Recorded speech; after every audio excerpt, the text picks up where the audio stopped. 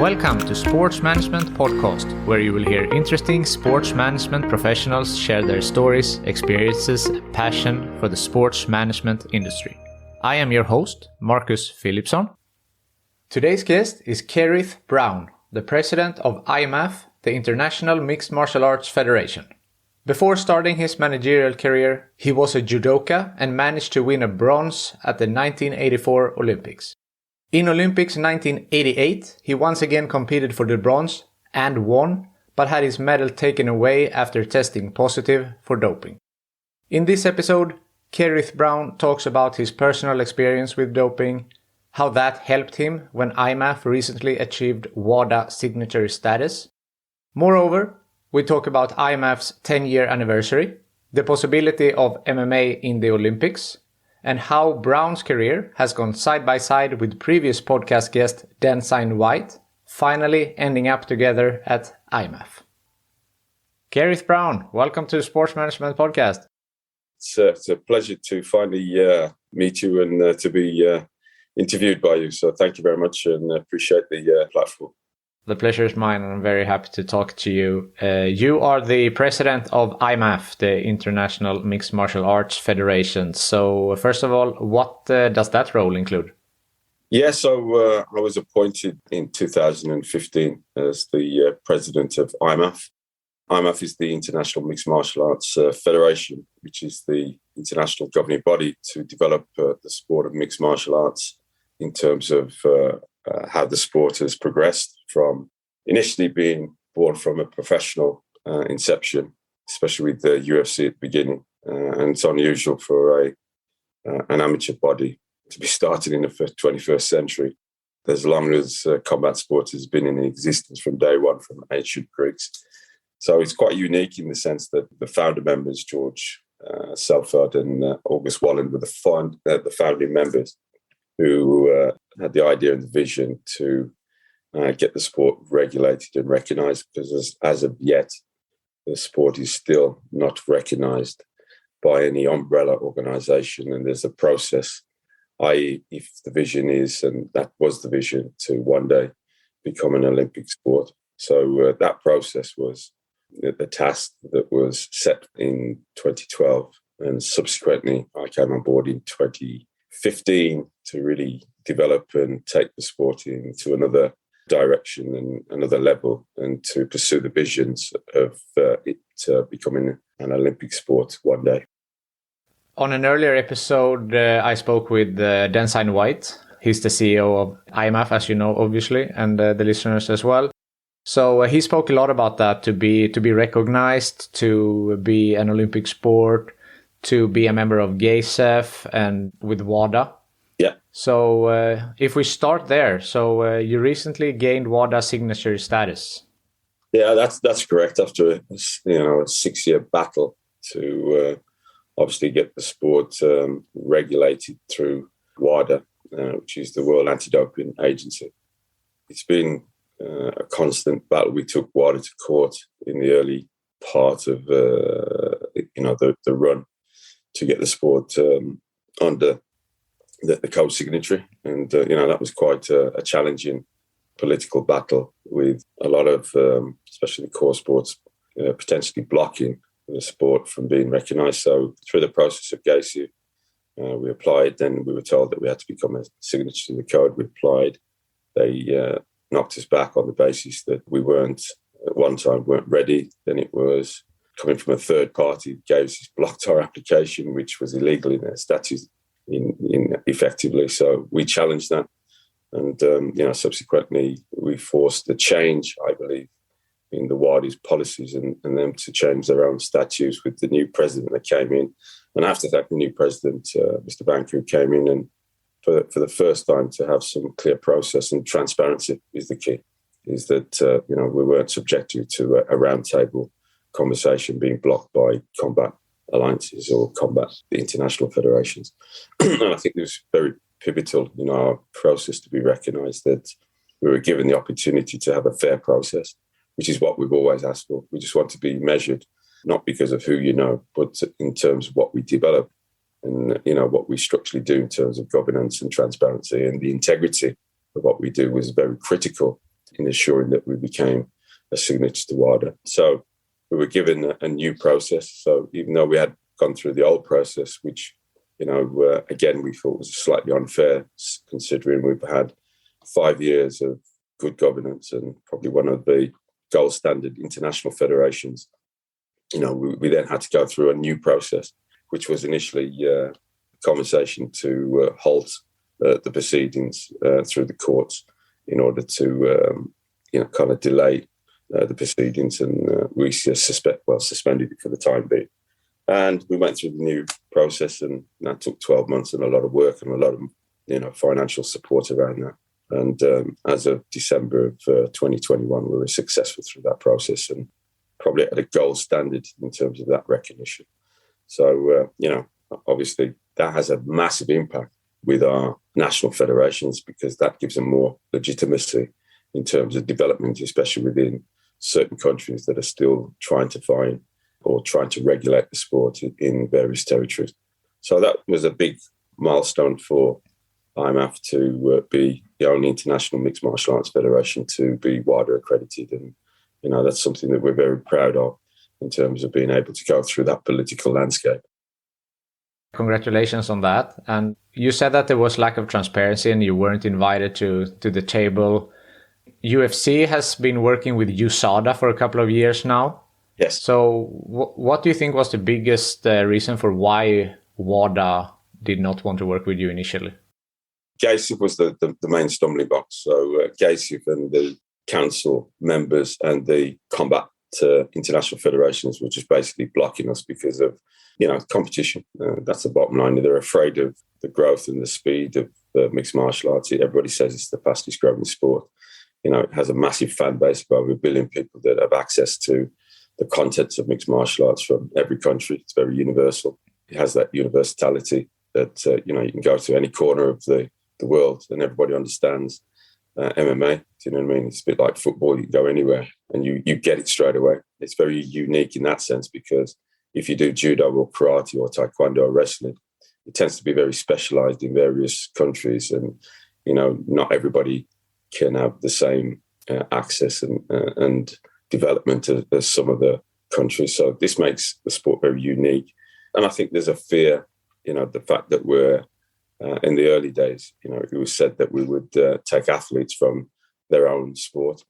And that's, for me, is a wrong statement. What we bring to the table is that we're opening the combat market for more people to come into the sport and obviously engage in other disciplines. That's the way it should be viewed, rather than being narrow-minded and just thinking it's a small pot and, we're going to take their top 5% athletes that are going to come into mixed martial arts, especially on the professional side. And that's where probably that's a greater mindset, that we're feared that their top athletes would migrate to the likes of UFC, which is really, for me, is not the right approach. And we feel that we bring a value to the combat community, and there's a bigger pool when you have more engagement. And the next generation, they're the ones that will dedicate themselves to the sport, and that will dictate where the market goes. You know what I mean? The youth are our future. And that's one of the reasons of the goals, is to regulate the sport, to ensure that the next generation are looked after.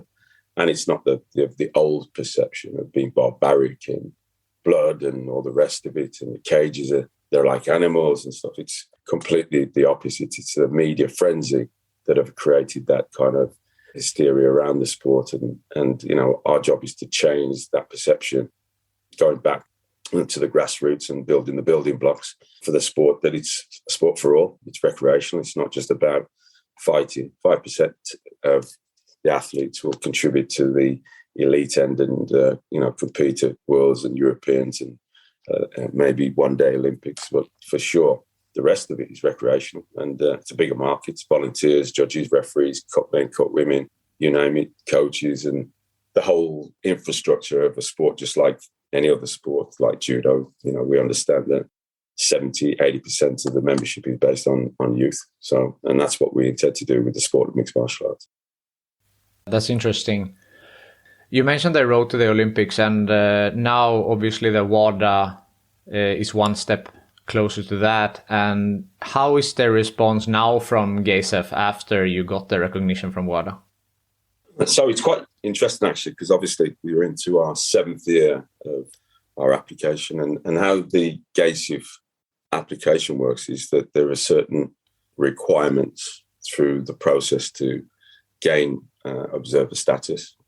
At the beginning, when we first started, there was basically no real clear process. It's just you talk to the GASIF representatives, whether that be a member from GASIF, in order to review your application. And in that application, you have to have 3 years of counts. You have done a minimum Worlds, Europeans, Continentals.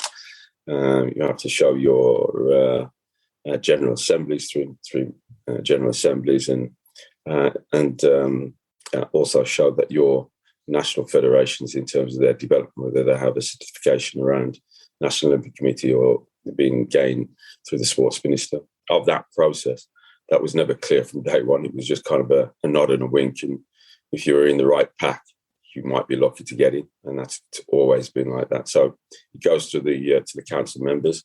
The council members review it. Now, on that panel, it just so happens it's more heavily combat representatives, and straight away you kind of reach a roadblock from there. So not going to give any names, but certain international combat presidents were actively blocking our application. So basically the application would go to a round table of 8 people, 12 people, sit down, review the application. And at that point, the specialist in the combat meeting would say, well, we're not sure if this is the right fit, and, if this organisation has the right values, and so on and forth. And basically at that point, they can turn around and say, not this year, and no, we're not supporting it. Then it gets thrown out. And this is where it really gets frustrating. You're not given a reason why that it's been rejected. And that's a clear violation of no transparency for me. And, for an organisation that is supported through that alignment, through the IOC, to basically be run and led by international representatives is a clear violation for me. And not only that, the integrity of how that is being managed, we're uncomfortable with, and we've been uncomfortable with for over 7 years. And as I said, the fact that we've gone through that process, and as the years have gone on, Patrick Bouman was the next president we were dealing with. Unfortunately, he died. And then we had an interim president that came in, which was Stephen Fox. Then we had another president on top of that, after that, who came in. And at that point, we basically hadn't even had the decency of meeting any of the presidents to talk about our case. We were just basically told to go away and not have any discussion around why or how or what can we do to improve it. Nothing. So over the years, we've strengthened our application. We made sure that we met a gold standard. We had a lot of governance reviews. We changed the board. We did a lot of things that met the IOC's recommendation to be what we call a gold standard international federation. So we're very proud of that. And obviously, and at one stage, we were told by GASIF that there was a conflict of interest through another party in terms of WAMA. At that time, it also started the amateur development through Vadim at the time that was running M1. We were told by GASIF that we had to amalgamate in order to be able to come through the door. Once we amalgamated, because there were 2 sports or 2 international federations that were trying to cover of the development of mixed martial arts, we were told that in no circumstance, if you do not join and clear up the compatibility of both of you, then we would not be able to become an observer status. We did that in a record time. It took us, we got to the task in just over a year. We were able to do that legally by 2 parties coming together and working to develop the sport as one, so that was WAMA and IMMAF. We joined. We did it through the members. They did it through theirs. It was a long process in terms of all the legalities in order to make sure that it was legitimised by the members and voted by the members and accepted by the members as a clear process. And we did all that, and we took it back to GASIF. And I think they were shocked at how quickly that we were able to amalgamate. And I think that caught them out, because normally to get 2 organisations to come together in short notice, normally if you look at Taekwondo and a few other sports, karate, it's taken them a decade for 2 parties to come together. But we did it for the benefit of developing the sport. And I think that caught them out. And subsequently, we went back to them and said, well, we've done it. You've told us, you've mediated us, you've told us to do it. But still shut the door in our faces and basically just shut down. No information coming out, no reasons why. What happened with the application, we don't know. And then all of a sudden you get pushed to the next meeting. Then you get swept under the carpet and just complete a wall of silence. And really, we came to the point where our strategy was, let's just get WADA first before we go and attack GACIF, because the next decision was how we were going to deal with this organisation that was blatantly just being a cartel. And that's the only way I can put it in terms of its development. So we chose to wait till we were successful with the WADA application. And subsequently, in the meantime, the last president in GACIF had just been recently changed, because in GACIF, in their statutes, it's changed every 2 years, the president, under the new guidelines that have been changing it over the years. So there's a new president, Ivo Ferriani, and subsequently came in last year, to our surprise, that had come in, and I think within 2 weeks had decided that they want to disband GACIF, which was quite a surprise to everybody. So it's been muted. And I've always felt this GACIF role has not been successful in its way that it's been dealing with application, especially when you look at our application. It just doesn't function in the way that it should. And I think it's been reviewed. And we kind of, we're not sure where we go after this, but luckily we've had some communications with GACIF that have allowed us to feel that there is a change, just as the same with WADA, with Mr. Banker coming in. And we feel that, for the first time, there's a bit of integrity in terms of the new president that wants to be fair and all-inclusive and making sure that the process is going to be adhered to a proper process. Because the last organisation, in my opinion, were just not right in terms of their approach. And again, this is through the blocking of the combat sports and the fear that mixed martial arts is the new emerging combat sport, and that they feel that they have to shut it down because, that it will have an impact on their own development of whether that's judo, karate or wrestling or boxing or whatever. So, we're fully aware of that, and we're pushing for change under the new president. We were fortunate that we had a representative for the first time in 6 years to come to our World Championships, which we just recently had in Abu Dhabi. He came to just kind of look and observe and then report back to the new president in terms of how we're set up and, review our annual report and just basically just kind of look at the whole application. So we're a little bit more upbeat in that, same as where we were with WADA, that I think there is a change, but there's a big change for GACIF that are under threat of being shut down. So we look forward to the challenges around that, and we're very optimistic about with the new president coming in that we will probably get a fairer review of our application in order to justify 7 years of lobbying and trying to do the things that would have a massive impact on the sport and the change of the sport in terms of a global aspect of our national federations, especially now that we have the biggest part of the jigsaw, which is always WADA. So I think we have a better chance in trying to obtain that if there's a fair process and it's transparent. And, we're confident that what we've developed and built over the years has enabled us to put us in that driving seat. As you know, there are always competition for other claimants of other international federations that will proclaim, but, we feel that we've done enough to be in front with what we've done with the sport to date. Yeah, it sounds very promising. And just looking back to when I spoke to Dan White a couple of months ago, it feels like you've come a long way since. So let's see what the future holds. Yeah, it's challenging, and for political reasons, I'm still probably holding back, as you probably hear through the conversations, because obviously we're still in the process of applying for the application. So I don't want to say or hopefully say anything that would damage our chances of becoming an observational member. It is a very difficult process. It's a very political process, because not only the combat sports, you've got to look at newer sports that are coming in that want to go through that process to be recognised by the IOC and potentially become an Olympic sport. And everybody knows that MMA is the fastest growing sport right now. It attracts from all corners of the world. So as soon as you put the words MMA, everybody starts to listen, and it's about youth. I mean, this sport isn't even scratched the surface yet. You've got to remember, it's only, since our development program, 7 years. Now, when you look at my own sport, judo, you're talking about 80, 90 years, 100 years of development. You know what I mean? 64 was the first Olympic Games. So when you look at where we are in comparison to the other combat sports, there's a fear that this is the new sport. And it's a bit like breakdancing. Who would have thought breakdancing would have been in the Olympic Games? You and I would be like, are you serious? Breakdancing? Come on. MMA has been in its own version from day one. And, because of the fact that the way it was born, it was unusual for a sport to be born upside down.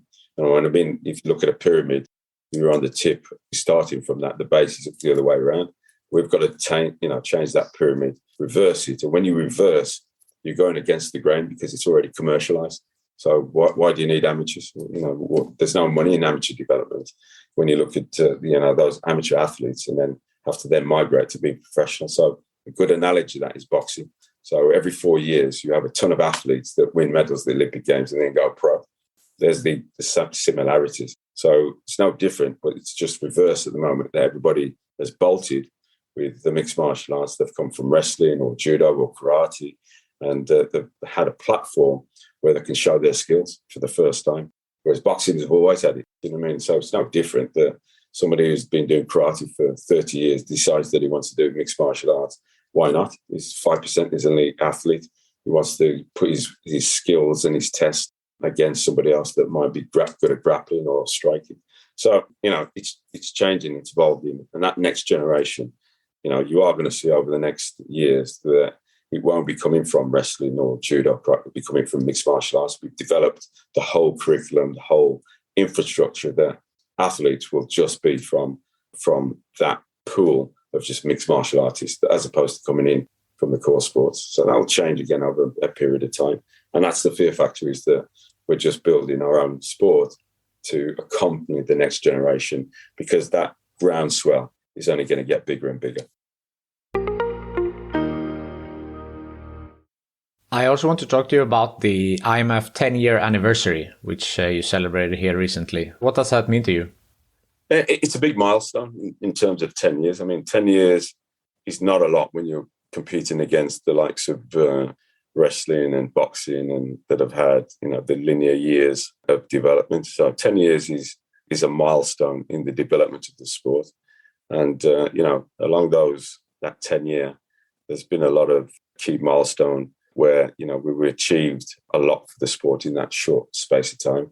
And the reason for that is that the world has changed with, the way we communicate through mobile phones and through the internet. Back in the old days, it would take you a long time to put meetings together to get people and go through that process. Now, at the speed of the internet and the platforms that we can use, it's enabling us to move the sport a lot quicker in terms of that communication. MMA was born on social media, so it's comfortable. That's where it's at. It's happy to do its dirty laundry on social media as it does. But not only that, it does a lot of good stuff in terms of development, and it's able to connect with the world in terms of how it looks and how it feels and how it performs. And we've utilised that as well. It's very difficult because that's where the youth are. They're in that space. And if we're not engaging in that space, then we become like a dinosaur. We're still developing our ecosystem. And what I mean by it is building the members within that community. The fans already there. There's 1 billion fans out there. Now we've got to build the ecosystem from the bottom to get them to engage in all the other activities across the board for the recreational development. And as I said, it's a great feeling to have the 10th anniversary of IMMAF, and it's good for the national federations in terms of their input. We can't do it without our national federations, and a lot of our national federations have gone through the same political pushbacks in their own countries. And part of that, of the 10th year anniversary, is to raise the awareness of where we are currently and to demonstrate that, we are an international federation that wants to add value to the combat community. We want judo and boxing and all the other combat sports to feel proud of the work that we've done, because it's safe. It's in, we've done all the right work to ensure the development of the sport. And I'll give you one example is that, in our development, one of the key milestones for the first combat sports to make a recommendation, no headshots under 18, that's a massive statement. You know what I mean? That shows that we want to develop. And when you look at the concussion policies and the concussion that has been reviewed through not only just combat sports, rugby and other, we're a game changer. When you say that the recommendation is no headshots for under 18, everybody looks at it and goes, what do you mean by that? It's a combat sport. Well, you don't have to have a headshots. It's about the development of the athlete. And when they're 18, they can make that choice. They want to get punched in the head or kicked in the head. Why not? We have enough data around the issues around concussion. Even football are looking at it. So I think, we've contributed something where we're prepared to stand up and be counted and show that we understand the development. And not only that, it's political, because if I put a kid in a cage, we don't say cage, we say safety area, then the whole world would freak out. Oh, you got kids, it's barbaric, it's this. Yeah, but there's no headshots. So what's the problem? And the cage is a safety feature. It's not barbaric. It solves the problem of stepping out the mat and falling out and all the rest of it. It's a safety feature. It's not barbaric. Get over it. So, just changing the whole language. We don't say ground and pound, it's groundwork. Ground and pound just serializes the fact that it looks more barbaric than ground and pound is probably one of the safest things. It's very hard to get to talk when you're on the floor to hit a grounded opponent. And the referee's there to save you. We don't have a standing 8 count if you can't defend yourself. So the referee steps in. It's one of the safest sports out there. And I say to a lot of people, judo's more dangerous than MMA. You know what I mean? And people look at me as if I'm mad. I'm going, nah, we have all the data, over the last 10 years of all the competitions that we've done. And we can break it down from TKOs, KOs, arm lock strangles, you name it. We've got it. And it's one of the safest sports. I can see how people have trouble with believing that if you're not into it, because if you look at it, it might look a bit barbaric, as you say. But I think that what you have done, that you start from the youth and the development, and you said no headshots for under 18, and you start to work from there. And adults should be able to make their own decision. They know what they're getting into. But at least for the youth, I think that's a great start for kids to make it as safe environment as you can. And then they decide later on how they want to pursue their professional career. Yeah. And the problem is that because it's at the fans, there's 1 billion people that watch the sport. They've been watching the sport at a professional level. So if you look at the analogy in terms of professional level, because of the elbows and knee strikes, that makes it even more dynamic. So when the elbow cut, it's a cutting motion, cuts and there's a lot of blood. But it's no different than professional boxing. If you take Tyson, who bit somebody's ear off in the ring and all the rest of it, that's the professional level. But nobody talks about the amateur boxing. It's different. The point scoring, sometimes they use head guards or, you know what I mean? But you don't see the similarities when people start saying, on the professional side, it's barbaric. Well, if you come to the amateur, there's hardly any blood in our competition. We just had a world championships in Abu Dhabi with over something like 450 fights. I think probably was one nosebleed. That's how safe it is. Do you know what I mean? In terms of eye poke, I think there was maybe one eye poke. You know what I mean? Because of the design, the work that we've gone into safeguard the development of the sport, it's critical. There's slight rule changes to adapt to maintain that we look after the athletes' development as they go through their career and the pathway to ensure when they make that change from amateur to pro, that they're in good stead. And we stop this old situation of doing 6 matches and then going pro. Ridiculous. You know what I mean? You couldn't do that in boxing. You couldn't do that in any other core sport. Suddenly saying, I'm going to be a professional athlete just after 6 amateur fights. Crazy. So we're changing all of that in terms of the whole development and the whole structure of how we develop the sport. And obviously that's through our backgrounds, coming through, what we've done in our own careers. I want to go back to what you said with that people who watch the sports, they watch the professional MMA. Yes. So couldn't that be a threat to your recruitment? Because let's say a kid comes to their parents and says, I want to do mixed martial arts, and then their parents checks the latest UFC, and that might look too violent for them, for example. But that's not on the amateur level. So don't you think that some people might shy away from the sport because they don't know about it enough? I think that's changed. When you look at the work that the UFC have done in terms of providing safety for their athletes and the development of the sport. They've done a phenomenal job. There's other promoters out there that have equally done, their share of the development of the sport. And I think there's a lot of education that's gone around. And now you've got the International Federation as ourselves that are the link to educating the fans. We said there's 1 billion people out there that watch the sport. Now we're educating them, and they will go on to their kids, and the kids will say, I want to do MMA. I want to be like a Khabib or John Jones or, Amanda Nunes or Ronda Rousey. That is out there, and the sport has the data to support the development and how safe it is. I mean, UFC having a phenomenal data of the medical data to support the development of the sport. So, anybody looking out there for the first time, yes, there might be a few fights that have been a little bit bloody, but that's no different than boxing. We've seen boxing. There's been more atrocities in boxing, in terms of its development. Boxing has been there from day one. They set the benchmark and the template. MMA have just taken that, and because it was born on social media, has amplified it through that process. Now what we've got to do is, like you've said, we've got to educate that next generation. And believe me, they are educating. We've only scratched the surface to where the sport will be. And I've said 7 years is nothing when you're up against 100 years. Just think what this sport will be like in 50 years.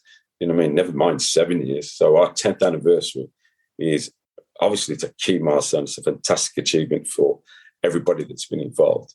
And I'm very proud to be part of that and to have the support. Not only that, without UFC in supporting and, sponsoring the development, then we wouldn't be able to connect. We wouldn't be having this conversation. We'd be saying, well, everybody just thinks it's barbaric and it's this and it's that. And without the development of the grassroots and the building blocks, we wouldn't be at this stage now. Especially without the social media, we'll be miles away. It would take us another 50 years, like all the other sports, to develop it. This episode is sponsored by InSport Education, the online business school for sport. They offer a range of different courses, for example, Foundations of Sport Business, Private Equity in Sport, and much, much more. As a listener to this podcast, you get 10% off all of their courses using the code SPORTSMANAGEMENTPODCAST10. Click the link in the description below and sign up today. If we talk a little bit about your career in sport, you started off as a judoka, and then after that you made a more managerial career. So can you talk about your career in sports?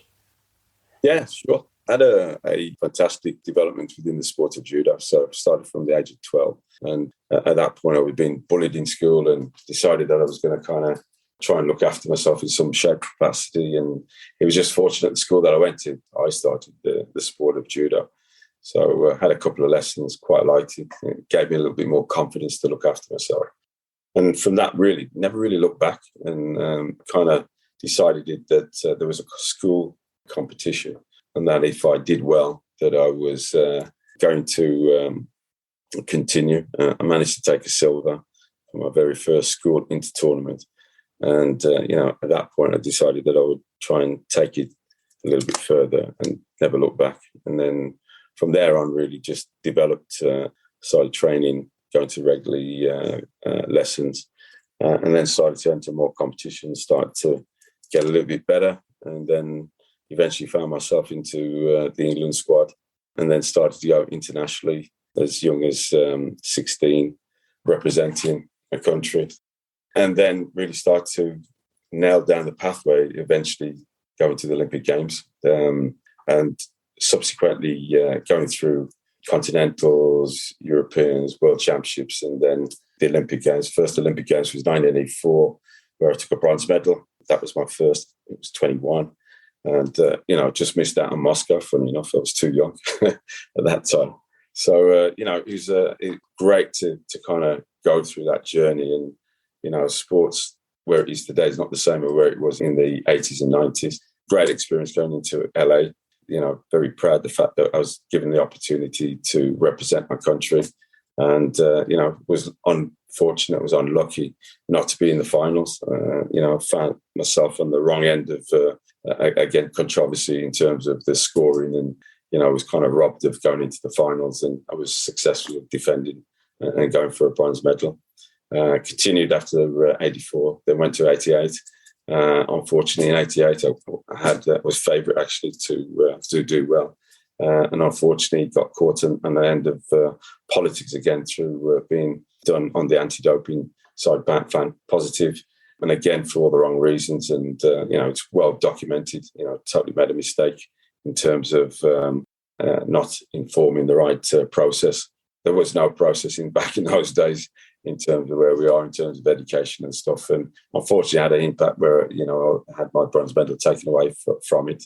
And, the experiences that I had from that, has been giving me the reasons for going into managerial and going into the sports and developing to protect the next generation so they don't have the same experience that I had. And having experienced that on a world of other levels that you couldn't imagine in terms of where I was and how it was represented, how it was handled, how the politics got involved, how the corruption got involved. I decided to one day come back and try and have an impact of my own experiences coming through 88 to protect the next generation, to ensure that they wouldn't have an unfair advantage of where I was at that point in my life. I think that was really a turning point for me in terms of trying to develop.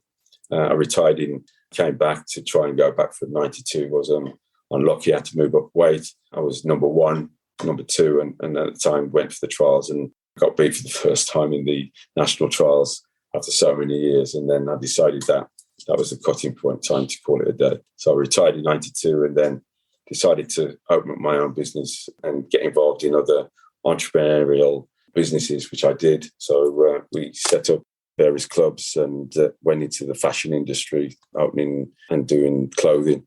And we did that for over 30 years. And in between that, I was always still involved in the sport at a very high level, but in the background, just kind of working, sometimes sponsoring some of the next generation as well. And at that time, I'm pretty sure it probably might have come out in Denzine's podcast. Myself and Denzo, for whatever reason, have had the same pathway. We grew up together. We went to the same school. We started judo at the same time. We went to 2 Olympic Games. We trained together for a lifetime. And now we've ended up in IMMAF as, kind of I usually say to people, you don't get one president, you get 2 for the price of one. Do you know what I mean? Or 2 scale, call it what you like. But it's been a fantastic journey. And that in itself is another story of how we've just gone in parallel in terms of development over the years. And, he's had a fantastic career, just recently MBE, and he was 3 times Olympian. And as I said, we've had a fantastic journey, world medals, European medals. So to come back to this sport, and what's ironic, which we were sitting down talking about it the other day, is that the LA 2028 Games is around the corner.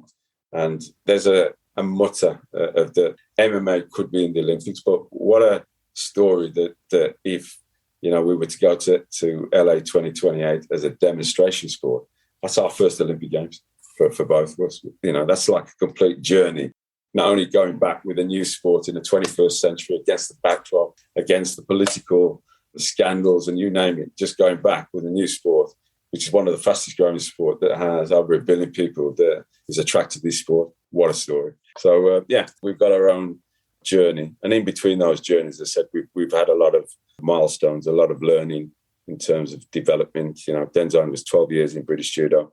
Ironically, I took over after Denzine. After 12 years, I took over as the next president for 3 years before I had a public spat with the International Judo Federation, Marius Vizia, over MMA, funny enough, about this sponsorship regarding the European Championships in 2015.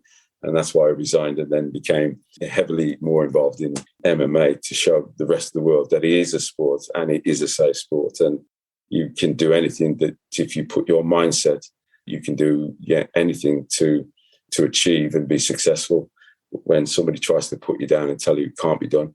That's what we do. We rise to the challenge because we feel it's the right thing to do. We're doing it not for our own egos. We're doing it for the right reasons. We're doing it for the next generation. As I said, my own personal careers have had my own ups and downs, and I'm going to use those as an example and and to protect the next generation, to ensure that they don't make the same mistakes. So if you look at the WADA, that's a big area for me, ensuring that the education and that the athletes are not just left in a sea of information that they don't understand, they don't have the support, that, the coaches don't understand.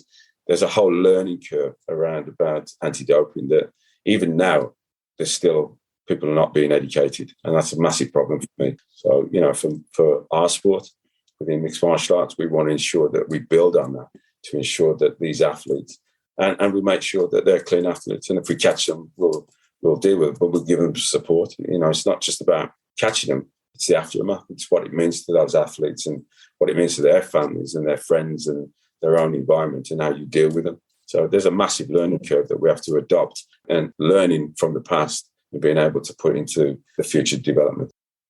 Wow, what a career, both as an athlete and as a manager here now. And I would just like to go back to your experience with doping. And you said one time that your lack of education about prohibited substances led you to make a mistake that cost you heavily. And you said that now also the lack of education on the topic. So how important was this personal experience for you when you were now talking to WADA from IMMAF side?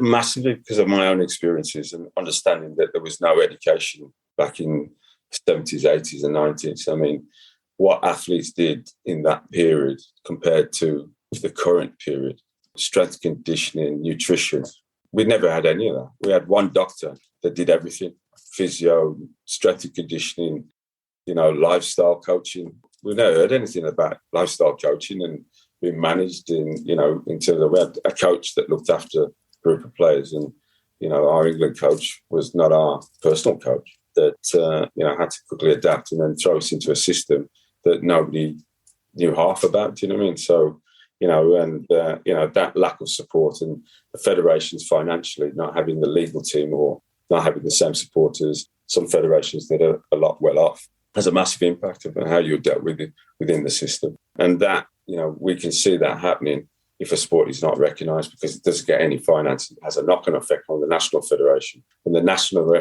federations can't deliver, it has an ultimate knock-on effect to the coaches and the athletes. The coaches are primarily the key figures that make or break an athlete. Without that support around the coaches, then you get all the issues that get kicking. Do you know what I mean? And that's the fear if you're not well funded or you're not recognised. It's having that lack, and then it becomes transparency, and then it becomes the integrity and everything else, in terms of the legal standards in order to ensure the development of the sport. So it's pivotal that the experiences that myself and Denzine have had, that, we kind of bring to the development of mixed martial arts. And that's difficult when we're working against the backdrop, when we're even being politically pushed back. So that makes it even harder. The fact that there's less support governmental in terms of the national federation makes it even harder, because the national federations, you're relying on an individual or a group to try and self-finance the development of the sport because they're passionate about the development. And really, we all have a responsibility to protect the next generation. And, our role as the elders, and it doesn't matter whether it's us within mixed martial arts, it's all sports, including the combat sports, have a responsibility to ensure the safety of the next generation. If we leave a sport unattended to and drive it underground, what do you expect? Do you know what I mean? It then becomes barbaric and bloody, and why should I put my kid in that? But, we're at fault if we don't fix it. You can't leave, especially in the 21st century, you can't leave anything unregulated. So it's like a mobile phone, and you say to a kid of 3 years old, here's a mobile phone, and you don't protect where that kid can go on that platform. If you choose to leave it open and they can go anywhere, what do you expect? Do you mean you have to police it? We have a responsibility as the elders to ensure safety development within a parameter. And that's where we are with mixed martial arts. We're in a parameter that if you don't protect it, it's only recently where we changed the decision in France. So it was banned in France. They're one of the last countries to have banned the sport of mixed martial art, France. And we were instrumental in changing that decision. And one of the key things was no headshots under 18. France have a fantastic membership for judo, over 600,000 people do judo in France. Absolutely amazing. I mean, in the UK, we have something like 42,000 members. So in the comparison from going 1 hour from UK to France, over 500,000 people doing judo, but it's structured, it's development, and it's part of the development of the sport. And it has a great platform for kids to be involved. 8% of their membership is kids. So it's great for the integrity, development, friendship, everything that you'd want out of an international sport for the next generation to aspire to. And that's what we want for mixed martial arts. We want to aspire, coming from judo, it's what we're going to bring to the table. We want to make sure there's fair play. We want to make sure that the diversity in the sport is there. We have it. We have, women competing from day one. You know what I mean? So there's no barriers. We're looking at gender equality, women's commission. We've done everything that the sport needs to be at a gold standard. We're delivering it at every level. So it's critical. The information that we had in the past, bringing it to the future, plays an important role as the development within a new sport. And that's pivotal to the direction of where we are. So in 10 years, that's a massive milestone for us to get where we are. Yeah, definitely. And just in the example with France, now we have the heavyweight champion in UFC, Francis Ngannou, went through France and trained there. And I mean, so much has happened in so little time. And I'm sure the upcoming years here, a lot will happen as well.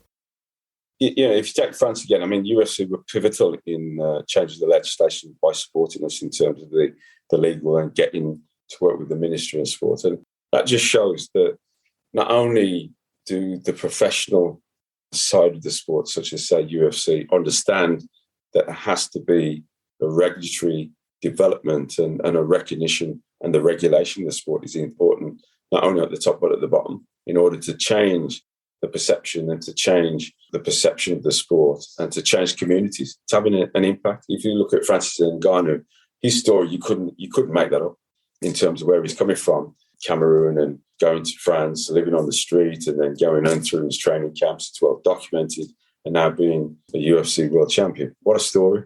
But it changes lives. That means that the next generation, whether you're coming in as a refugee or wherever, you have an opportunity to change within this sport. The sport changes lives.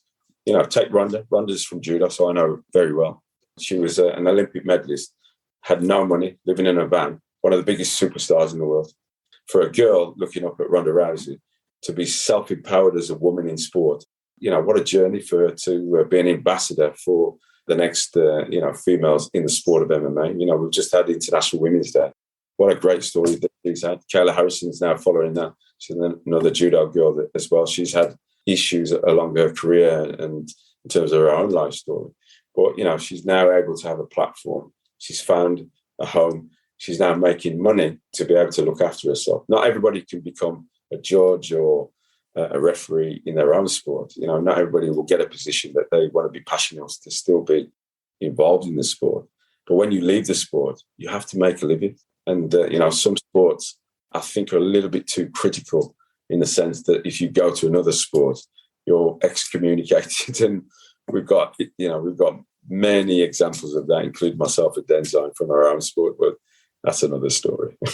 I feel like we could talk for hours and hours here. I told you before we started here, I said it would probably take half an hour, and now we're closing into an hour. But is there something that I haven't mentioned yet that you feel is important to mention about either yourself or IMMAF or mixed martial arts in general?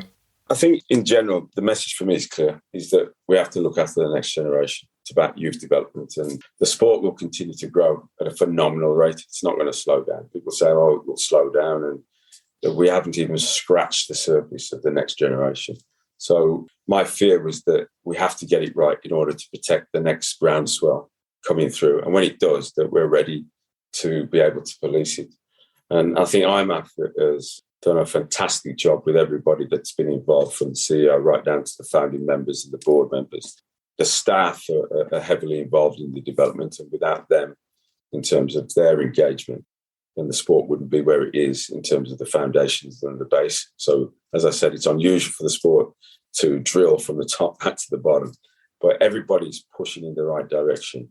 The key message is reaching out to the regulator and the people that are politically blocking, is to stop blocking the sport, have the sport, embrace it, and help develop it for the next generation. The sport's not going to go anywhere. It's only going to get bigger. You can't stop the youth. They'll dictate where they go. Breakdancing was in. That was youth-led. Do you know what I mean? We're all engaged into skateboarding. You know, we had young athletes that were competing at a very young age. So the youth are our next generation of people that we want. And I feel very proud to be part of this development. I'm very proud that the UFC have given us that support over from dot one. You know, everybody's fully committed and gets it in terms of making sure that we understand the development and to ensure that we change the narrative. It's not a barbaric sport. It's not about we're caging people in there to beat each other to a pulp. There are rules and regulations, and people sign and understand the development of the sport. And, you know, it will continue. We'll ensure that we protect the sport. And then the key message is that we want recognition. We want to be recognized as a sport. It's the 21st century. If you can have breakdancing in the Olympic Games, why not mixed martial arts? It's a sport. It's well governed. You know, we have the national federations to support it. And, we've got good people that have been lobbying to ensure that the development of the sport. And we get it. We understand the professional side of it. We understand that they have to sell the sport, and there's a certain element that they do, which is no different than boxing. It's the same. You know what I mean? The same kind of the way that they sell the sport and how it's presented. It's the same as boxing. And there's an amateur side of boxing. There's an amateur side of MMA. It's the same. And, we're very proud of the work that we've contributed to get where we are. So, for me, it's about youth and empowering the next generation of youth across the diversity to ensure whether it's black, white, red, blue, green, whatever you are, you can come to this sport and you'll be well represented for sports for all, recreational for all. And there's an elite background for those who want to compete at the elite level. That's great. And the last question that I ask everyone is that if you could choose the next guest on this podcast, so someone from the world of sports, who would you recommend that I would speak to? Wow, that's a good one. I'm going to go Ronda Rousey. For a female that's come through diversity, come through a sport that's been blocking to where she is now and her own career, and it's a complete journey, and you have to admire what she's gone through, and I think her backstory is even more compelling. Yeah, that's a good one. I'll keep that in mind. Kerrith Brown, thank you so much for taking the time to be on the Sports Management Podcast, and good luck with everything in the future. Thank you very much, Marcus. Thank you. Thank you for listening to the Sports Management Podcast. Please hit the subscribe button so you don't miss out on any upcoming episodes. Also, feel free to leave a comment about what you thought about this episode. If you want to get in contact with me, send an email to sportsmpodcast@gmail.com or hit me up on Facebook, Twitter, or Instagram @sportsmpodcast.